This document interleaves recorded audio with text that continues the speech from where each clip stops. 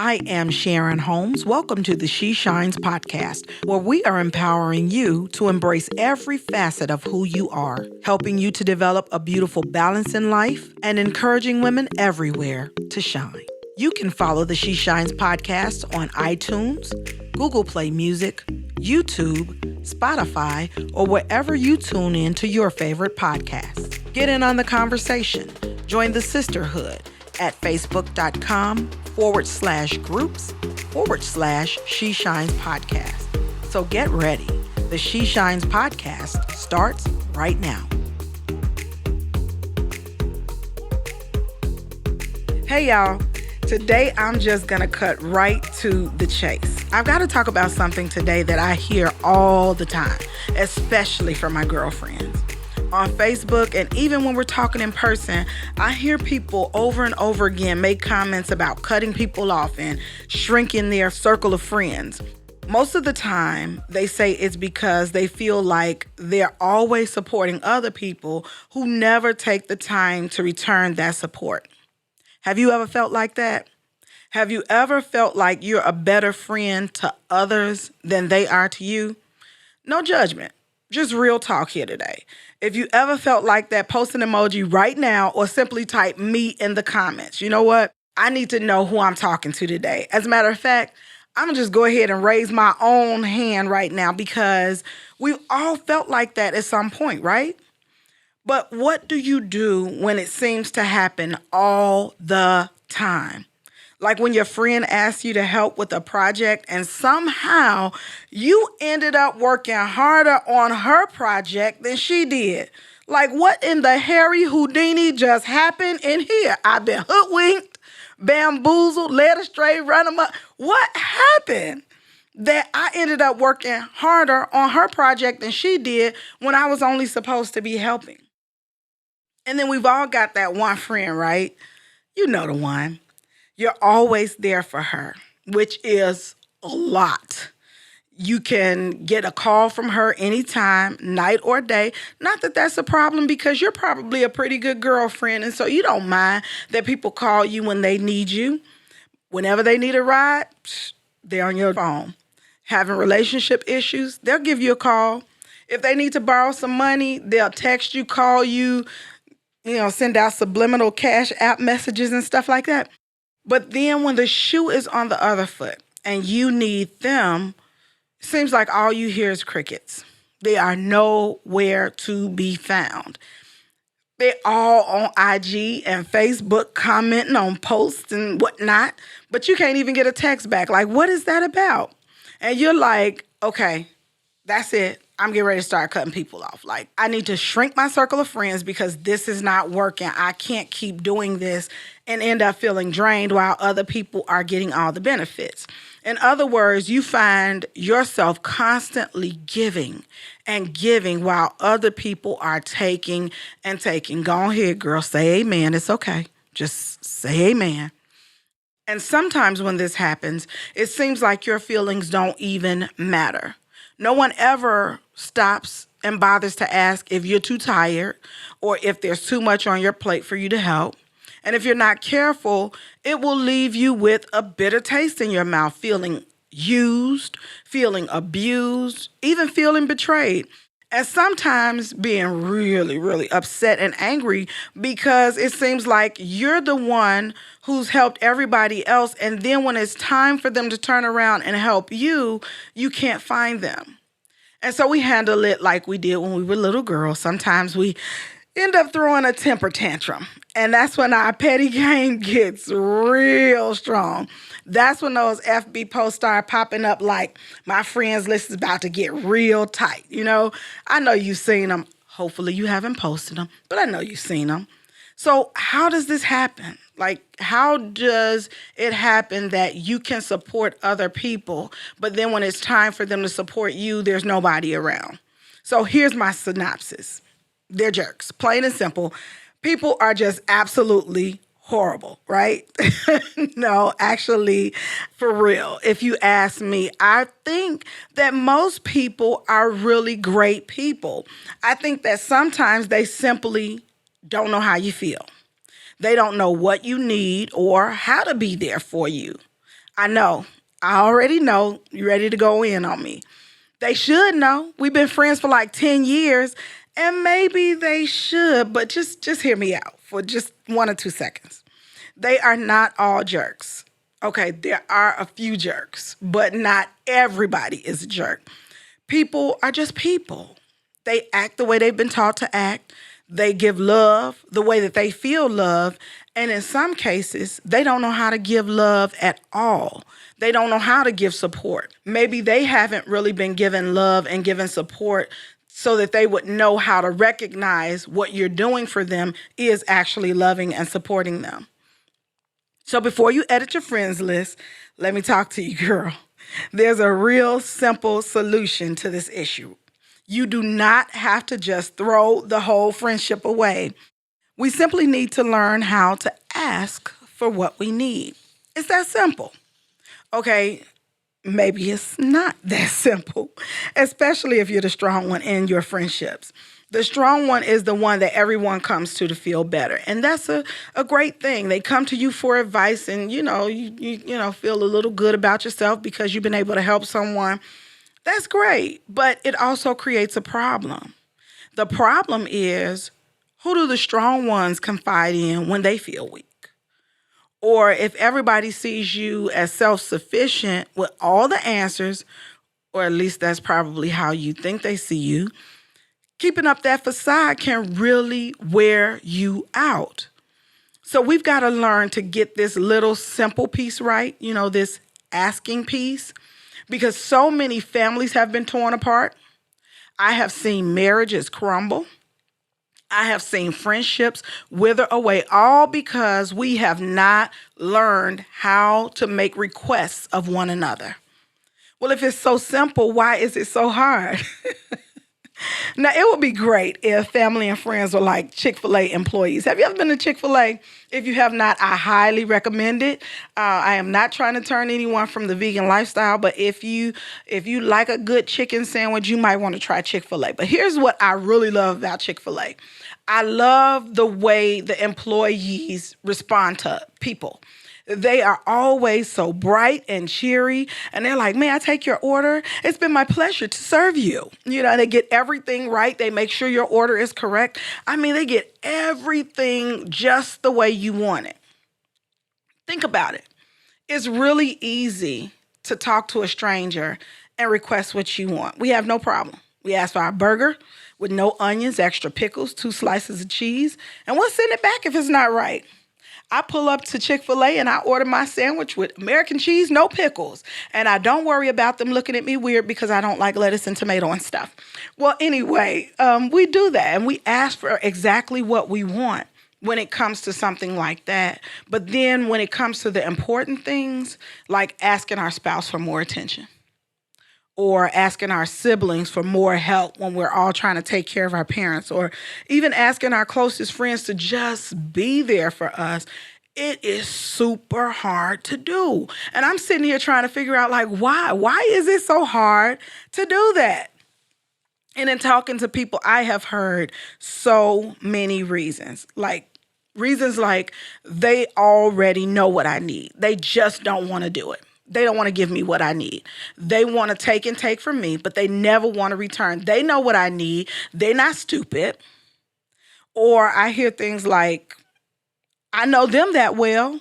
Why don't they know me that well? I've invested this much in our friendship, in our familyship, in our relationship. Why don't they know me like that? And in the end, I found that it all boils down to either pride. Pride keeps us from asking. Or a lack of communication, often caused by pride, that keeps us from asking. And I've kind of started to look at people in a different way and understand this. Real simple. People are not mind readers. When you really think about it, it's kind of unfair to require them to know exactly what's going on inside your head. Wouldn't it be unfair to judge them for not giving us what we need if we never asked for it in the first place? It would be totally absurd to pull up to a drive-through window and expect them to give us our perfect order without stopping to place that order. If you don't talk into the clown's mouth, when you get to the window, they will not have your order. They will not know who you are. But yet, that's exactly what we demand from our family and friends when we expect them to just already know. And maybe they should. I'm not totally letting them off the hook. Maybe they should take the time to really study us and see what things we like and what things we dislike. And so maybe they should. But if they don't, it becomes our responsibility to simply ask for what we need. If we don't learn to ask, we will waste our mental energy holding people accountable for something that we never asked them for in the first place. And the worst part is that we're actually more comfortable sometimes holding secret grudges than actually communicating with people. If we would stop and simply talk to each other, then we wouldn't have to have so many other behind the back snickers, sneers, and we're looking at people real funny and they don't know what's going on. We're trying to give them a cold shoulder and they just think we need quiet time.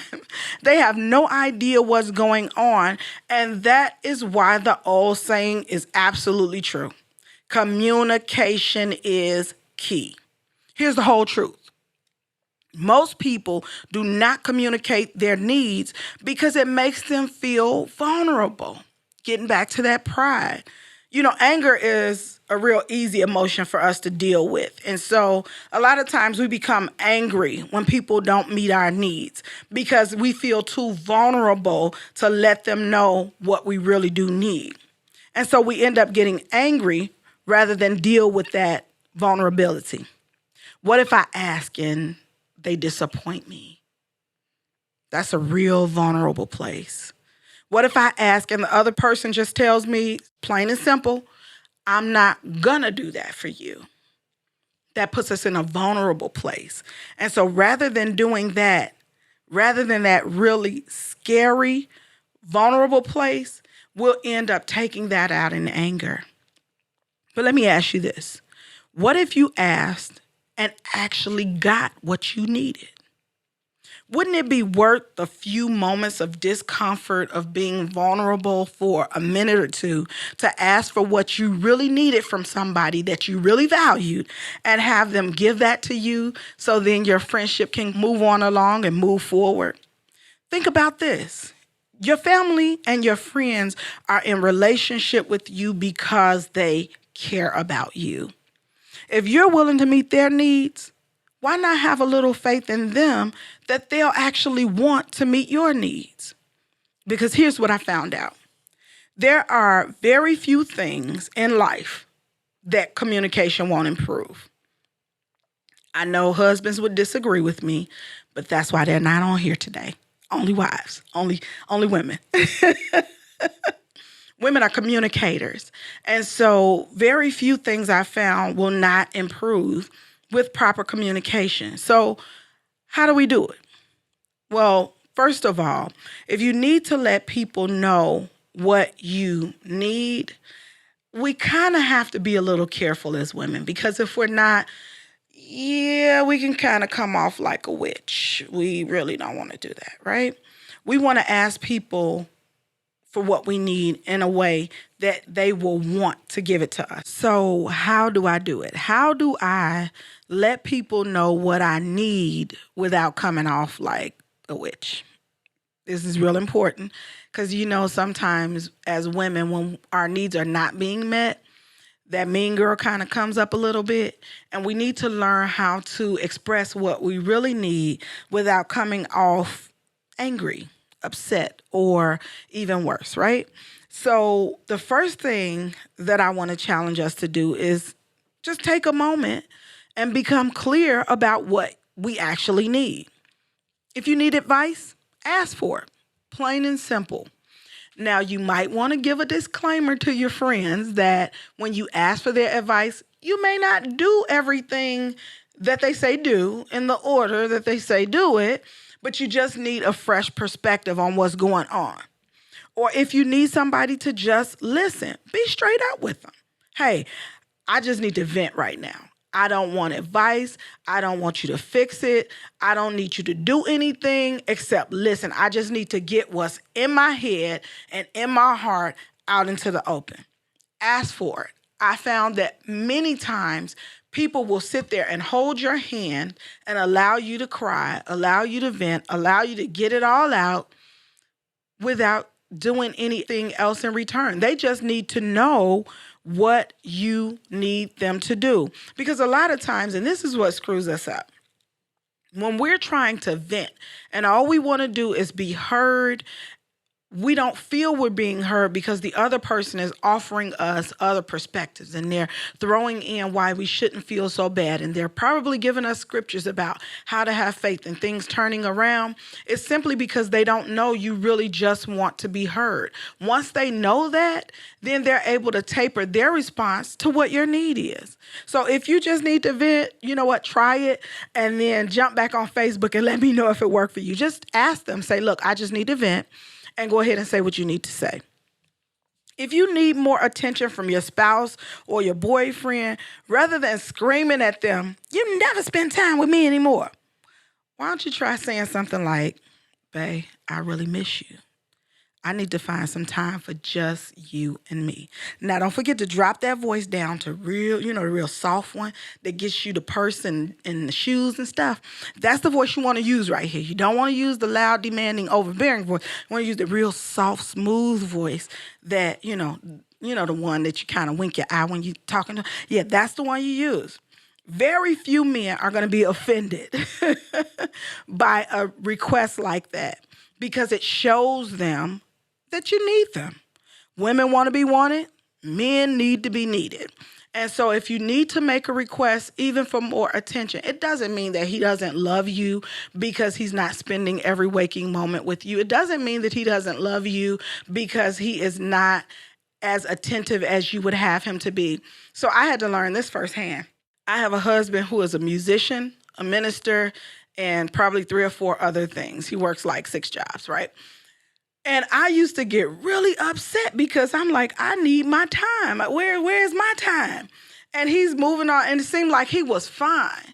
And it seemed like I was having a meltdown. But then I had to realize it was not that he didn't want to spend time with me. It was just that he had so much other stuff going on in his head that he needed to be reminded from time to time that we hadn't spent enough time for me. Didn't mean we hadn't spent time at all, but quality time is my love language. So I needed to have mine off top like the tithe. I needed my 10th first. And hey, once I sat down and I talked to him and I was like, listen, honey, I know you got so much stuff to do. I want you to be successful. I want to help you. I want to help you be the best you can be and all that sweet talk and all that. But at the end of the day, I don't want the leftovers of you. I want the very best of you. And it seems like when I said that to him, it turned on a light bulb. And I don't have trouble getting quality time, and I don't have arguments about it because I simply have learned to make that request of him. So if you need time, just ask for it. It really isn't as hard as we make it in our heads. And that brings me to point number 2. Number 2, don't feel bad about it if you do have to ask.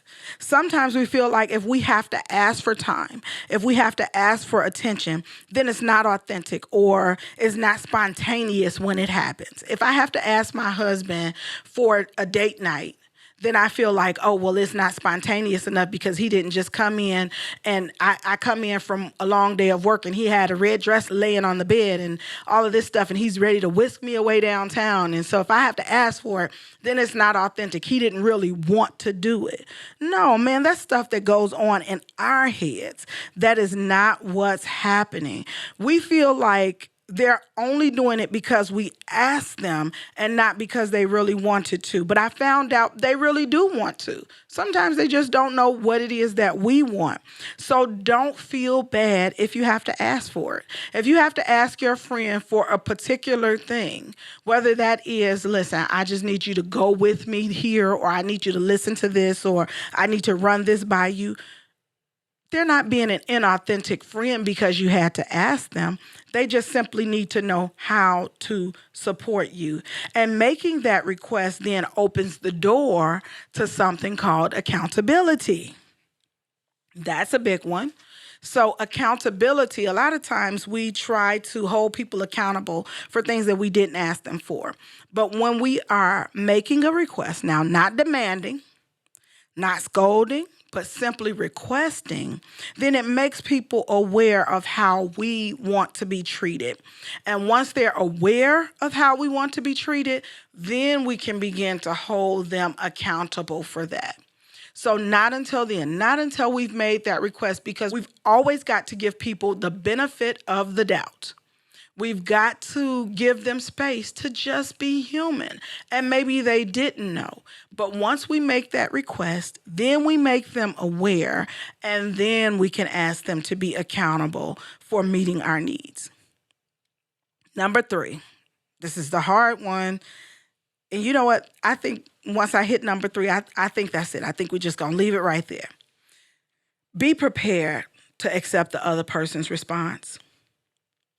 Sometimes we are going to make a request. We're going to ask for more time. We're going to ask for help. We're going to ask for energy. We're going to ask for a loan. We're going to ask for whatever it is we need from our close friend, from our family member. We may ask for somebody to take more time with our mom or dad to give us a break. You know, we may ask for somebody to babysit our children, whatever it is. And they may 100% show up. They're ready, willing, and able to do it, right? That's not what we have a problem with. But we have to be able to accept people's response when they don't give us what we need. Sometimes I found out, and once somebody really broke this down to me, it kind of changed my outlook on people. A lady once told me that sometimes people are not capable of giving you what you need because they don't have it. You wanted them to be a better dad. You wanted them to be a better mom. You wanted them to be a better sister, to be more understanding, a better brother. You needed them to protect you. And they were not able to do that for you, or they didn't do it. That's how it appears. It appears that they just didn't do it. And this wise woman named Kim told me, maybe they just simply didn't have it to give. So she says, let them off the hook. Now, I fought that one. I'm like, what do you mean let them off the hook? Like, no, they owe me this. And she goes, no, let them off the hook.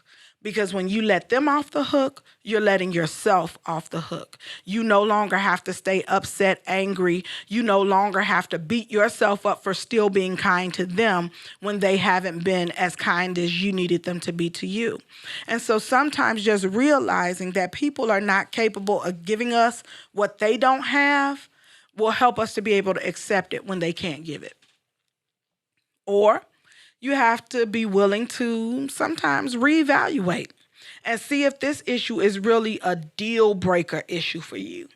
You know, if I've been girlfriends with you for 20 years because you didn't come to my kid's piano recital, I'm not quite ready to throw away 19 years, 364 days of friendship. I'm not really ready to do that. Is this really a deal breaker? You know, or is it that maybe I've got a lot going on and I'm feeling extra pressured and extra stressed, and so this one little bitty itty bitty thing seems really huge to me, really monumental to me.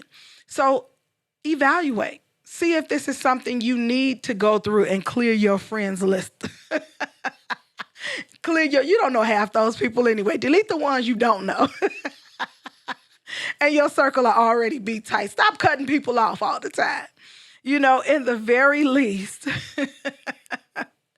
this will help us to move forward.